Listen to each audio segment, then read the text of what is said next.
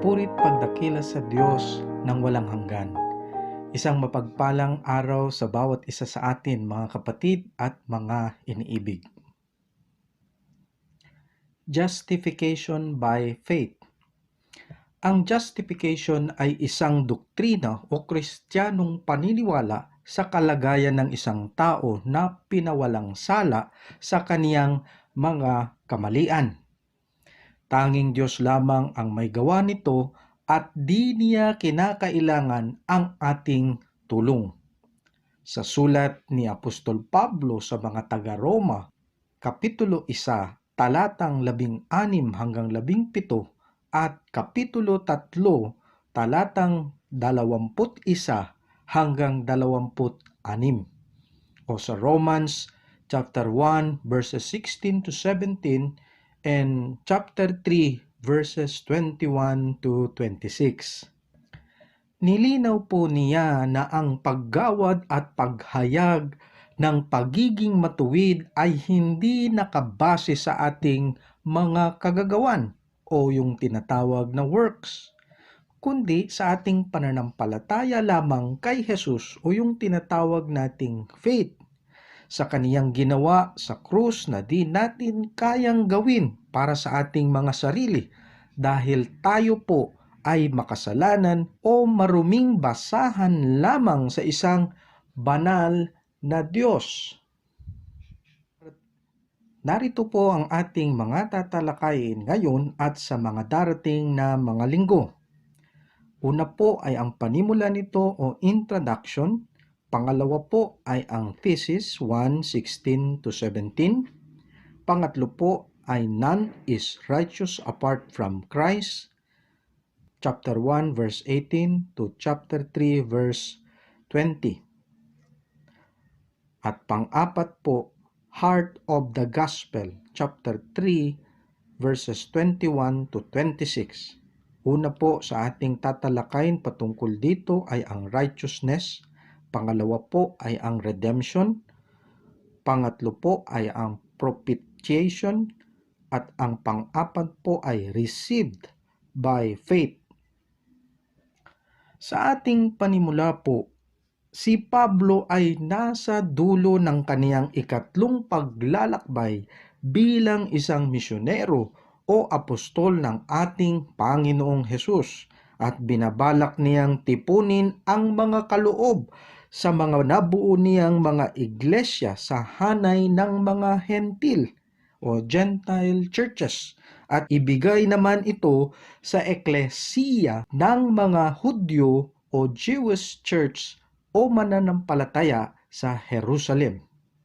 Nilalayon niyang ilipat ang base ng kaniyang mga gawain mula sa Antioch. Ito po ay nasa Syria sa ating kapanahunang kasalukuyang patungong Roma dahil binabalak din niyang palawigin pa ang paghayag ng mabuting balita sa kanluran sa kaniyang ika-4 na paglalakbay at marahil ito po ay sa Espanya. Nais niyang lubusang maunawaan ng Roma ang kaniyang teolohiya o paliwanag patungkol sa Diyos, kung kaya't isinulat niya ang liham sa mga taga-Roma. Kaya nga ang aklat ng Roma ang isa sa pinakamahusay at sistematikong paglalahad ng ebanghelyo o gospel sa kabuuhan ng bagong tipanan. Nais ni Pablo na suportahan siya ng mga kapatiran at mga mananampalataya sa kaniyang layunin ng pagpapalawig ng gawain ng Panginoon patungong kanluran. Thesis 1:16 to 17. Isinaad ni Pablo ang kaniyang thesis sa Romans 1 verses 16 to 17. For I am not ashamed of the gospel, for it is the power of God for salvation to everyone who believes, to the Jew first and also to the Greek. For in it the righteousness of God is revealed from faith for faith, as it is written, the righteous shall live by faith. Hindi ko ikinahihiya ang magandang balita sapagkat ito ang kapangyarihan ng Diyos para sa kaligtasan ng bawat sumasampalataya, unay sa mga Hudyo at gayon din sa mga Griego, sapagkat ipinapakita ng magandang balita kung paano ginagawang matuwid ng Diyos ang isang tao. At ito ay sa pamamagitan ng pananampalataya buhat sa simula hanggang sa wakas. Tulad ng sinasabi sa kasulatan, ang itinuring na matuwid ng Diyos sa pamamagitan ng pananampalataya ay mabubuhay. Magandang Balita Biblia, 2nd edition. Hindi po ikinahihiya ni Pablo ang Ebanghelyo. Hindi niya ikinahihiya ang kuwento patungkol kay Hesukristo, kung sino siya at kung ano ang kaniyang ginawa. Hindi niya inalintana ang kung anong iniisip ng mga tao patungkol sa kaniya o ng kaniyang mga inihahayag dahil alam niyang ito ay pawang mga katotohanan lamang. Ika nga po, di ako nahihiya sa mabuting balita dahil alam kong ito ay totoo. Kapansin-pansin na ginamit ni Pablo ang kaparehong salitang kapangyarihan o power sa talatang 4 o verse 4 upang ilarawan ang kapangyarihan na bumuhay kay Kristo mula sa mga patay. Tuwing si Pablo, ikaw at ako ay hindi ikinahihiyang ibinabahagi ang mabuting balita, ginagawa po natin ito dahil alam nating kaparehong kapangyarihang taglay na may kakayanang magbigay sa tao ng pagkabuhay nangagmuli. Ang kapangyarihan ng pagkabuhay nangagmuli ay siyang nagpapatibay na tayo nga ay mayroong inaasahang kaligtasan sa buhay na walang hanggan. Tayo po ay naihiwalay sa banal na Diyos dahil sa ating mga kasalanan.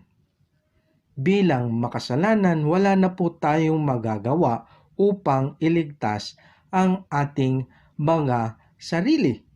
Kung nais nating maligtas, kinakailangan nating maligtas sa pamamagitan ng kapangyarihan ng Diyos. At kung hindi po tayo ililigtas ng Diyos, kinakailangan nating harapin ang kabayaran ng kasalanan sa pamamagitan ng ating kamatayan. Ganun pa man po, ang kamatayan natin ay di sasapat dahil tayo po ay may bahid ng karumihan na siyang dinulot ng ating mga pagkakasala sa isang banal na Diyos. Kaya nga po ginawa ito ng Diyos dahil sa kaniyang dakilang pag-ibig, biyaya't habag sa sangkatauhan na ipinagkaloob niya ang kaniyang bugtong na anak upang humalili sa bawat isa sa atin. Dahil siya lamang po ang karapat-dapat na katubusan sa ating mga kasalanan. Si Kristo na walang bahid ng anumang kapintasan. At upang ang sinumang sumampalataya sa Kanya ay magkaroon ng kaligtasan. Ang kaligtasan po na ito ay para sa lahat na sumasampalataya sa Kaniya. Una sa mga Hudyo at ganun din naman sa mga Griego o sa mga katulad nating mga Hentil. Ang mabuting balita po o gospel ay ganap na para sa lahat. Wala po itong harang o hadlang. Wala po itong pinipiling lahi. Wala po itong kinikilingang antas sa lipunan. Ito po ay para sa lahat at sa kanino man.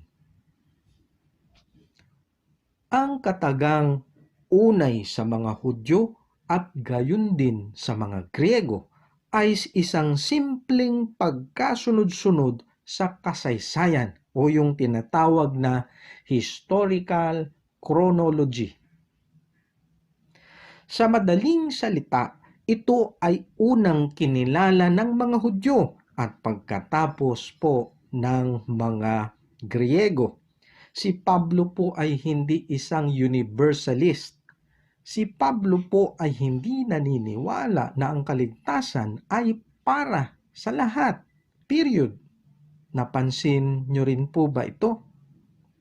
Ang mabuting balita, bagamat ito po ay para sa lahat, ito lamang po ay naaangkop sa lahat ng mga maniniwala sa kanila na totoong sumasampalataya sa Panginoong Hesus. Kaya nga po, ang alok o ang pag-aanyaya ng kaligtasan at mabuting balita ay para sa lahat, ngunit ito lamang po ay ipinagkaloob sa kanila na sumasampalataya. Wika nga po ni Pablo, "For I am not ashamed of the gospel, for it is the power of God for salvation to everyone who believes, to the Jew first and also to the Greek." Mahalaga pong itanong natin sa ating mga sarili, bakit nga ba hindi ikinahihiya ni Pablo o natin ang mabuting balita o gospel? Bakit nga ba natin binabawasan ang ating mga salita upang di pansin ng iba na tayo'y Kristiyano o mga mananampalataya? Bakit nga ba kadalasan nahihiya tayong banggitin o ikuwento sa ating mga kapwa ang pangalan ni Hesukristo o patungkol sa Kaniya? Tahasan po nitong tinutumbok ang ating kalagayan. Mistulang pinababatid po sa atin ng Ebanghelyo ang mensahe ng kasalatan sa ating mga kakayanan at kapalaluan bilang isang tao. Ang mabuting balita po ay mensahe na di natin kayang harapin o tugunan ang ating mga pagkakasala sa buhay. Ang Ebanghelyo po ay ang mensahe na mistulang pagkabigo ng mga relihiyoso at mga panatikong mga Hudyo na umangkin at nagsabi na kaya nilang gawin ang bagay na sadyang di natin kayang gawin sa ating mga sarili. Ang theme-song po ng mabuting balita o ng Ebanghelyo ay hindi po "I did it my way". Ang theme-song po ng mabuting balita ay "God did it in His way". Makikita po natin sa pang-ibabaw na mukha ng Ebanghelyo ay ang nakakahiyang isang mahina at baduy na filosofiya na nagpapahalaga sa kaamuang loob o kahinahunan, ang pagiging malumanay at mapagpakumbabang kalooban. Ang balangkas na ito po ay hindi magiging top 10 sa takilya.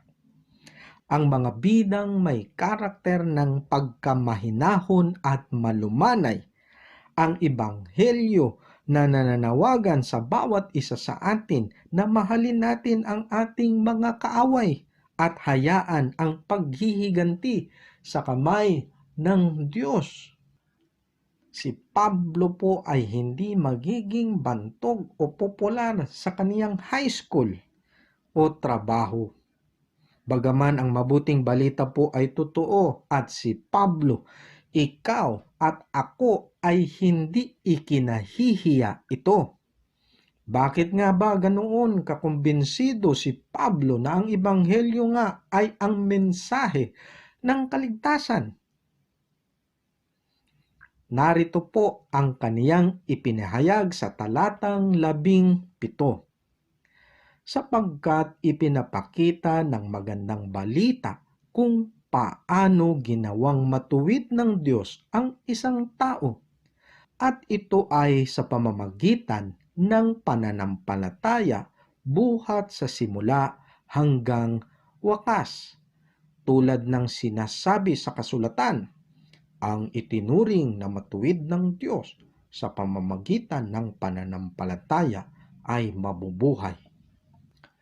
Ang mensahe po ng mabuting balita ay mismong kuwento kung sino si Jesus at ano ang kaniyang isinakatuparan sa ating mga kalagitnaan. Iyan po ang pangunahing mensahe ng katuwiran at kabutihang loob ng Diyos. Ang salitang katuwiran po ang una sa tatlong pagwawangi sa sipi na ito ng mga taga-Roma. Ang English sa salitang righteous and justified o matuwid at inaring ganap ay magkaparehong salita sa Griego. Ibig sabihin po ang salitang pinag-aaring ganap at katuwiran ay pareho lamang. Ang salitang ito po ay pagwawangi sa kadalasan nating marinig at ginagamit sa korte o mga hukuman. Kapag ang isang tao ay inakusahan sa isang krimen, inihabla sa korte at nilitis, nais niyang marinig mula sa hukom na magsasabing, ikaw ay inaring ganap at natagpuang walang sala. Sapagkat ang ibig sabihin lamang niyan, hindi ikaw ang may sala sa kasong isinakdal at ipinaratang laban sa iyo. Kung kaya't nais nga nating marinig sa hukom na magsasabing, ikaw ay matuwid, ikaw ay pinawalang sala. Ang Ebanghelyo po ay kwento ng katuwiran ng Diyos. Una po sa lahat, ang Ebanghelyo ay nagsasabing ang Diyos mismo ay siyang matuwid. Ang Diyos po ay sakdal sa kabuuhan niyang kabanalan. Siya ay tunay na banal. Siya ay walang bahid ng anumang kasalanan. At sinasabi din ng Ebanghelyo na ang Diyos ay nasa katungkulan na gawing matuwid ang mga tao. Ang Diyos po ay nasa katungkulang maghayag upang ang tao'y ipawalang sala at inaring ganap. Tinalakay ni Pablo sa kanyang liham kung papaanong ikaw at ako ay maaaring maging alagad ni Kristo Jesus. Kung papaano ba tayo'y maging matuwid? Papaanong ikaw at ako ay gagawin ng Diyos na isang matuwid, inaring ganap at pinawalang sala? Ang bagay po na ito ay ganap at sukdulang pananampalataya. Ito po ay sa pamamagitan ng pananampalataya buhat sa simula hanggang sa wakas. Hindi po tayo naging matuwid dahil sa ating mga nagawa o ginagawa. Hindi po tayo gumagawa upang makamtan ang pabor o kilingan ng Diyos, kundi tayo po ay sakdalang inaring ganap sa pamamagitan ng ating pananampalataya. Sa ating paniniwala na isinagawa na nga ito ni Jesus para sa atin. Anong uri po ba ng mga gawa ang isinasalarawan ngayon sa ating panahong kasalukuyan? Anong larawan ba ang ating natutunghayan sa mga taong nais makamtan ang kaligtasan? sa tuwing nananais nilang sila'y maging matuwid. Sa pakiwari ko po kapag tinanong natin ang bukang bibig ng mga taong nasa lansangan, agad nilang sasabihin, ako'y isang mabuting tao. Hindi ako gumagawa ng mga kasamaan sa aking kapwa. Wala akong krimeng ginawa. Inaakala po ng nakararami dahil sila ay hindi gumagawa ng kasamaan at sila'y gumagawa ng mabuti sa kanilang kapwa ay makakamit na nila ang pabor ng Diyos. O dili kaya'y maririnig natin sa bukang bibig ng mga tao, ako ay mas mabait kesa sa kanya. Ako ay mas mabait kesa sa aking kapitbahay.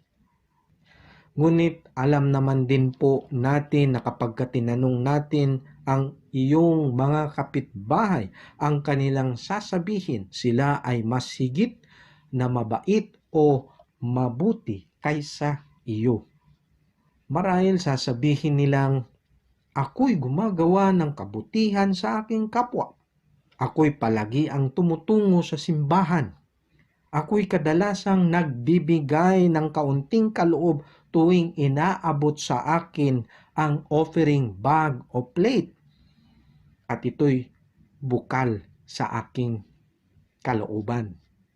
Iyan po ang mga tinataguriang mga gawa sa pagsasaad ni Pablo na kung saan iniisip nilang nakakamit nila ang pagkiling ng Diyos at makakamtan nila ang pagiging matuwid dahil sa kanilang mga gawa o ginawa.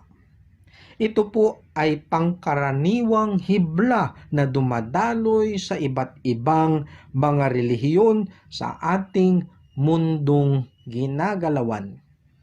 Ang kakayanang makamit ang kaligtasan ay siyang kadalasan o palasak na matatagpuan sa mga kultong pumapaloob sa Kristyanismo. Ang iba po sa kanila ay naniniwala sa doktrinang justification by faith plus works. Nailalathala po sa kanilang mga saligan na ang kamatayan ni Kristo ay hindi sapat upang bayaran at tubusin tayo sa ating mga pagkakasala. Kaya't sila ay naniniwala sa justification, ngunit idinadagdag nila ang mga gawa ng mga sakramento, purgatorio, ang mga merito o karapatan ng mga santo, maging kay Maria at ni Jesus. Ito po ay itinaguyod nila sa kaisipang ang tao'y hindi maaaring lumapit sa Diyos na walang dala sa kaniyang altar, kundi tayo'y lumalapit sa Kaniya na mayroong ibinibigay. Kumbaga, ipinapahiwatig nito na kaya nating bayaran o bilhin ang ating kaligtasan sa pamamagitan ng mga gawain o mga paniniwalang iyon. Ito po ay isang malubhang pagkakamali, di lamang sa pagkilala ng kasapatan sa krus, kundi pati na rin sa pagiging matuwid ng Diyos. Dahil tanging Diyos lamang po ang siyang nagdudulot sa atin upang gawin tayong matuwid, hindi sa pamamagitan ng ating mga gawa, hindi po sa ating mga ginagawa, kundi tayo'y nagiging matuwid dahil sa ating pananampalataya sa Kaniya. Anong wangis po ng pananampalataya ang ating matatagpuan ngayon? Ang mukha po ngayon ng pananampalataya ay eksaktong kahalintulad sa panahon ni Habakuk, isang propeta sa lumang tipanan, kung saan tinunghayan ni Habakuk ang mundo sa kanyang kapanahunan at sinabing, O Diyos, mistulang ang mga taong matuwid ay patuloy sa kanilang pagdurusa. Ngunit sa kabila po nito, ang mga masasamang tao naman ay tila ginagantimpalaan. Bakit po ganito? Hindi ko po nauunawaan. Mababasa po natin iyan sa kabuuan ng Habakuk chapter 1. Ngunit sa Habakuk chapter 2 verse 4, tumugon sa kaniya ang Diyos. Ito ang mensahe. Ang hambog ay mabibigo sa kanyang pagmamataas, ngunit ang matuwid ay mabubuhay sa pamamagitan ng kanyang pananampalataya. At iyon din po mismo ang inihayag ni Pablo na ating tinunghayan ngayon sa talatang 17, na ang isang taong itinuring na matuwid ng Diyos ay mamumuhay ayon sa kaniyang pananampalataya. At sa araw na yaon, siya'y gagantimpalaan, na tayo ay naniniwalang pagdating ng itinakdang panahon, ang masamang tao ay paparusahan. Ngunit ang taong matuwid ay tunay na sumasampalataya kahit hindi pa man nila ito natutunghayan. Kaya po sa huling bahagi ng aklat ni Habakuk, siya ay tumugon sa pamamagitan ng pananampalataya. Sa Habakuk chapter 3 verse 17, ito po ang nakasaad roon. Bagamat di namumunga ang puno ng igos at hindi rin namumunga ang mga ubas, kahit na maantala ang pamumunga ng olibo at walang anihin sa mga bukirin, kahit na mamatay lahat ang mga tupa at mawala ang mga baka sa kulungan, magagalak pa rin ako at magsasaya, dahil si Yahweh ang Diyos na magliligtas sa akin. Ang Panginoong Yahweh ang sa akin nagpapalakas.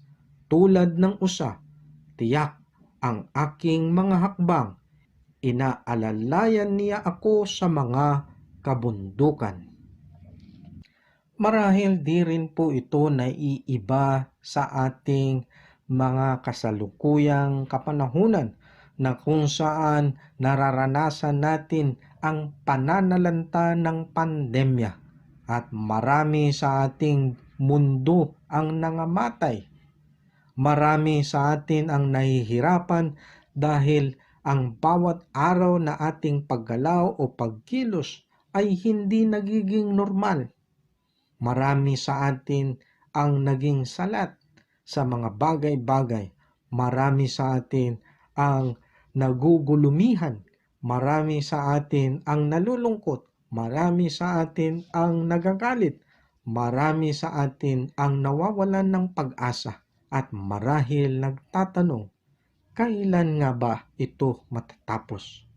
Ano nga ba ang ibig sabihin ng mga bagay na ito sa ating mga kalagitnaan? Ngunit ang isa pong totoong mananampalataya kay Kristo Jesus ay kailanman hindi po matitinag.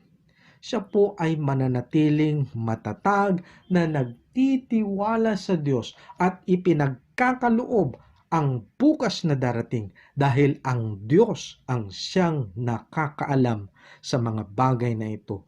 Ang Diyos ang higit na makapangyarihan sa lahat at kaya niyang lutasin ang anumang mga suliranin sa ating mga buhay. Siya ang may lalang sa lahat ng mga bagay, nakikita man o hindi nakikita. Alam niya ang dulot ng COVID-19 virus. Alam niya ang mga bagay na ito, hindi ito lingid sa kaniyang kaalaman. Ang kailangan lamang po nating gawin bilang totoong mananampalataya ay pagtiwala ng lubusan sa Kanya at ipagkatiwala ang ating mga buhay sa bukas na darating. Yaon nga po ang larawan ng tunay na pananampalataya sa Diyos na makapangyarihan sa lahat. Sa mukha ng pangkalahatan, tayo po ay taimtim na naniniwala na ang Diyos na dakila na siyang may sabi na siya nga ay siya ring tutupad sa lahat ng kaniyang mga salita. Gagawaran niya ang mga matuwid ng gantimpala at paparusahan naman ang mga masasama. Ang kahulugan po ng pananampalataya ay isinuko natin sa Kaniya ang ating mga sariling kapalaluan. Ang pananampalataya ay tinatanggap natin o inaamin natin na tayo'y walang magagawa o kakayanang gawin ang ating mga sarili upang maging matuwid. Tayo po ay lumalapit sa Diyos na walang kakayanan upang maging ganap na mabuti. Walang laman ang ating mga kamay upang bayaran ang ating mga pagkakasala sa Kaniya, kung saan masusumpungan lamang po natin ang pagpuno sa ating mga kakulangan kay Kristo Jesus. Sa pamamagitan lamang ng ating pananampalataya sa Kaniya na tayo ay maliligtas. Tayo po ay sumusunod sa Kaniyang mga kautusan at inihahabilin sa ating mga kalagitnaan bilang pagpapatunay na tayo nga ay Kaniyang mga alagad. Hindi po natin ito isinasakatuparan upang maligtas, kundi ito po ay pagpapatibay na tayo nga ay iniligtas na niya dahil sa ating makatotohanang pananampalataya sa Kanya. I am not ashamed of the gospel, for it is the power of God for salvation for everyone who believes, to the Jew first and also to the Greek. For in it the righteousness of God is revealed from faith for faith, as it is written, the righteous shall live by faith. Iyan po ang thesis sa liham ni Pablo sa mga taga-Roma na dapat nating pagkatandaan o mas mainam na sauluhin. Lahat ng nagmula sa mga talatang 18 o chapter 1 verses 18 hanggang sa katapusan ng kapitulo 8 o chapter 8 ay kabuuan ng pagpapaliwanag ni Pablo ukol sa mga talatang 16 hanggang 17. Sa susunod na linggo po ay ating ipagpapatuloy ang ating pag-aaral at pagtatalakay patungkol sa Romans chapter 1 verses 18 hanggang chapter 3 verse 26. Magkaisa po tayo sa panalangin. Dakila at makapangyarihang Diyos, kami po ay mulit-muling nagpapasalamat, nagbibigay pugay sa inyong kadakilaan magpakailanpaman. Tunay po kayong makapangyarihan sa lahat at marahil pinatutunayan po sa justification by faith na tanging kayo lamang po ang may kapangyarihan upang gawaran ng kabutihan kaming mga tao mula sa aming mga pagkakasala sa inyo, mula sa aming pagtalikod sa inyo. Wala po kaming magagawa sa aming mga sarili. Hindi namin kayang baguhin ang aming mga sarili dahil kami po ay sadyang maruming basahan sa inyong harapan. Kami po ay maraming kakulangan. Kami po ay tumalikod at nakalimot sa inyo. At ngayon po, mulit-muli po kaming pinaalalahanan ng inyong mga salita. Kami po ay patuloy ninyong pinaliliwanagan upang lubos po naming maunawaan ang mga bagay na ito at higit sa lahat, ito po ay lakaran namin sa aming mga pang-araw-araw na pamumuhay. Ito po ay maging laman ng aming buhay upang ang sinumang makakatunghay nito, sila rin po ay makilala ang inyong dakilang pagliligtas at maunawaan ang inyong layunin sa buong sanlibutan. Maraming salamat po, O Diyos, dahil sa inyo lamang po namin masusumpungan ang tunay na pag-asa, ang buhay na walang hanggan na inaasahan ng bawat mananampalataya sa buong sanlibutan. Saan mang dako sila o kami naroroon, alam namin ang inyong biyaya ay sapat. Ang inyong pag-iingat ay naroroon sa bawat isa na tunay na nagtitiwala sa inyo. Kahit pa po sa aming mga kasalukuyang panahon, nararanasan namin ang kahirapan sa panahon ng pandemyang ito. Nais po namin, O Diyos, na patuloy na ilagak ang aming mga pang-araw-araw na pamumuhay sa inyong banal na trono at sa inyong dakilang layunin, dahil kayo po ang may alam sa bukas na darating. Hawak po ninyo ang aming mga kinabukasan. Kaya po marapat lamang na ito po ay tunay itagubilin namin sa inyo. Tunay na ipagkakatiwala sa inyong makapangyarihang kamay at kalooban. Kami po ay patuloy na manikluhod, nagpapakumbaba at buong pusong nagpapasalamat sa inyong kabutihang loob at sa inyong katuwiran na ipinamalas sa bawat isa sa amin. Hindi lang po sa araw na ito, kundi sa lahat ng panahon ng aming buhay. Maghari ka, O Diyos, ng walang hanggan sa aming kalagitnaan, magpakailanpaman. Ito po ang aming samot panalangin na may papuri, pasasalamat at pagdakila sa tanging pangalan ng aming Panginoon at tagapagligtas na si Kristo Jesus. Amen at Amen.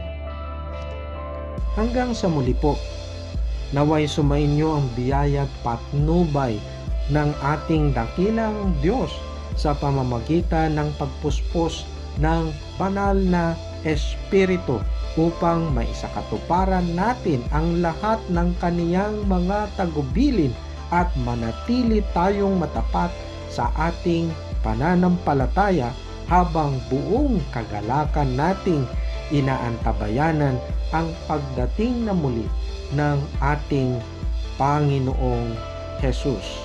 Sa ngalan ng Ama, ng Anak at ng Banal na Espiritu. Amen at Amen.